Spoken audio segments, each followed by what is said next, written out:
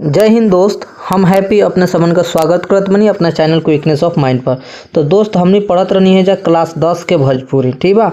हम अपने सबन के एक अध्याय से लेके 9 अध्याय तक करा चुकल बनी। आज हमने पढ़े वाले बनी सन अध्याय 10 का अध्याय 10 पढ़े वाले बनी सन, ठीक बा। देखिए अगर वो हमारा से कंप्लीट बुक के क्वेश्चन आंसर, ठीक बा, प्लस में 200 ऑब्जेक्टिव क्वेश्चन, ठीक बा, सब्जेक्टिव क्वेश्चन जौन कि 2026 बोर्ड एग्जाम में निश्चित रूप से आई, ठीक बा, पूरा 100% गारंटी के साथ में, ठीक बा। तो अगर ये पूरा नोट्स चाहतनी हैंड रिटन नोट्स अपने देख रहा बानी जौन कॉपी पर लिखल बा ई, तो अपने समन के एकरा खातिर 199 रुपया दे के अपने समन ले सकत बानी, ठीक बा। हमारा व्हाट्सअप नंबर 9523112363 पर मैसेज करके और 199 रुपया दे के पूरा अपने प्राप्त कर सकत बनी। अगर फ्री में करे चाहता नहीं तो हम यूट्यूब पर पढ़ा रहा बनी, यहाँ से पूरा नोट कर ली अपने, ठीक बा।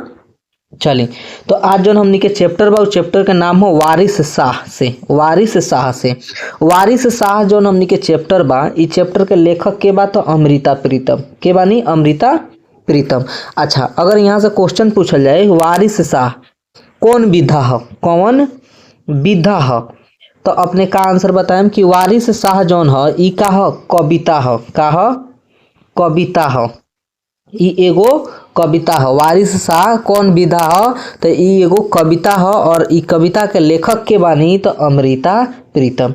तो अब हमने अमृता प्रीतम के जीवन परिचय के बारे में देख लीजा, काहे कि यहाँ से ऑब्जेक्टिव प्रश्न अपने समझ से पूछल जाए, ठीक बा। देखिए साहित्य अकादमी यानी साहित्य अकादमी के फेलो ज्ञानपीठ से सम्मानित राज्यसभा के सदस्य रह चुकल पंजाबी के नामी लेखिका अमृता प्रीतम के जन्म 1919 में पाकिस्तान के गुजरानवाला में भइल रहे। ध्यान से सुनी। देखिए अमृता प्रीतम का वहाँ का साहित्य अकादमी पुरस्कार भी प्राप्त बा। देखिए वहाँ का ज्ञानपीठ पुरस्कार से भी सम्मानित बनी। ओकरा बाद में यहाँ का राज्यसभा के सदस्य भी रह चुकल बनी, ठीक बा, यानी कि सदस्य यानी कि सांसद में, ठीक बा, राज्यसभा के सदस्य भी रह चुकल बनी। और पंजाबी के यानी पंजाब के नामी लेखिका यानी कि बहुत प्रचित लेखिका बानी के अमृता प्रीतम। और यहाँ के जौन जन्म भइल बा 1919 में भइल बा, 1919 में भइल बा। कहाँ? तो पाकिस्तान में।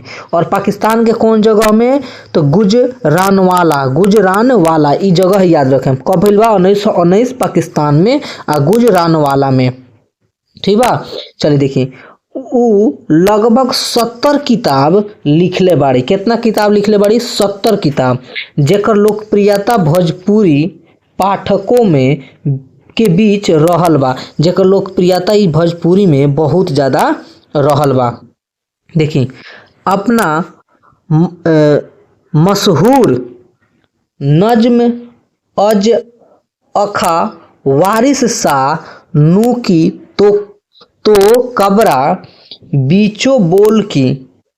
देखिए यहाँ के ई बुक के नाम बा, ठीक बा, कि अज किताबो बरका खोल से उ बुलंदी के चोटी पर पहुँचली। यानी कि ई जौन बा कौन कि अज अखा वारिस शाह नू की तू कबरा बीचो बोल की अज किताबो बरका खोल से उ बुलंदी के चोटी पर पहुँचली ऐसे।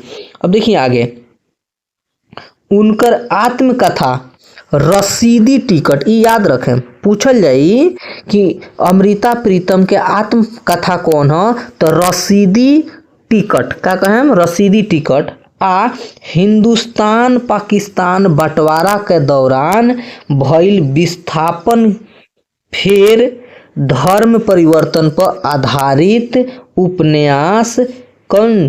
पिंजर। धर्म परिवर्तन पर कौन उपन्यास वहाँ के बाटे? तो पिंजर। याद रखी एगो हो गई रसीदी टिकट जौन आत्मकथा बा, और धर्म परिवर्तन पर जौन बाटे उपन्यास उनका का बा पिंजर ठीक खास चर्चा खातिर उल्लेखनीय बा। अब अपने से यहाँ से दूगो ऑब्जेक्टिव प्रश्न पूछल जाई कि अमृता प्रीतम के आत्मकथा कौन ह, तो रसीदी टिकट। और वहाँ के उपन्यास पूछल जाई कि पिंजर उपन्यास के लेखिका के बानी, तो अपने के बतावे के पड़ी के अमृता प्रीतम। देखी पिंजर पर सफल कला फिल्म के निर्माण हो चुकल बा। ई पिंजर जौन उपन्यास बा ए पर फिल्म भी बन चुकल बा। ठीक बा, देखी आगे पढ़ी कि एक तरह से अमृता प्रीतम जैसन आ इतना सम्मान पावे वाली पहली भारतीय महिला मानल जाली। इनका के माने इतना ज़्यादा सम्मान मिलल बा आ इतना ज़्यादा ई लोकप्रिय बड़ी, प्रसिद्ध बड़ी। ठीक बा, तो ई भारत के पहली महिला मानल जाता, ई जितना प्रसिद्ध बड़ी। जेकरा इतना प्रसिद्धि मिलल, जेकरा बहुत ज़्यादा प्रसिद्धि मिलल बा, ऐसन काव्यत्री 31 अक्टूबर 2005 के इस दुनिया से विदा हो गई। यानी कि ऐसन व्यक्ति के मृत्यु जौन बा, यानी कि अमृता प्रीतम के मृत्यु कब हो गई, यानी कि वहाँ के 31 अक्टूबर 2005 के।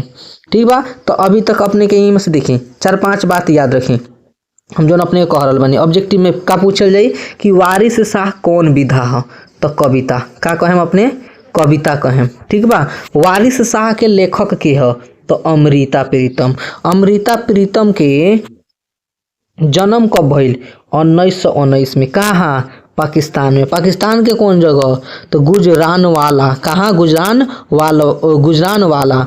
ठीक बा, अच्छा एकरा बाद अपने याद रखी वहाँ के कि आत्मकथा कौन है, तो रसीदी टिकट।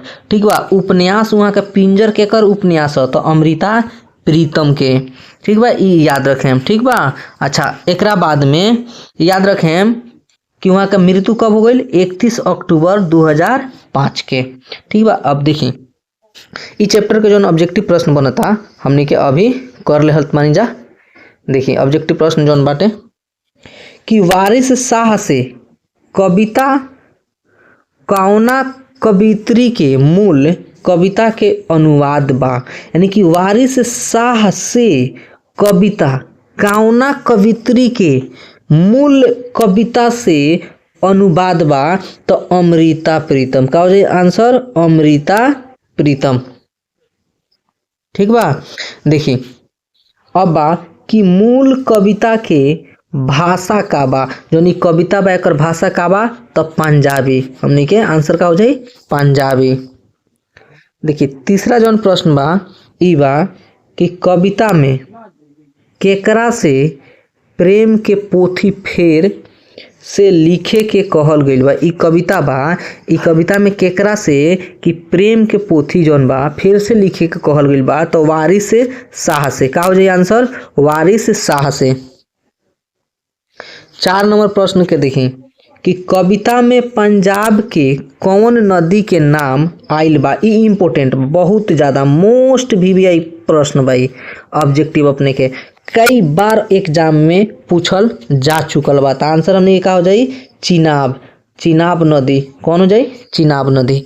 लेकिन 5 नंबर प्रश्न बा, एक हमने देखब जा कि कविता में कौन प्रसिद्ध प्रेम गाथा के नाम आइल बा। कविता जौन ई वारिस शाह बा एमे कौन प्रसिद्ध प्रेम गाथा आइल बा, तो राइट आंसर हो जाए हीरा रांझा। का हो जाए, हीर रांझा। का हो जाए, हीर रांझा।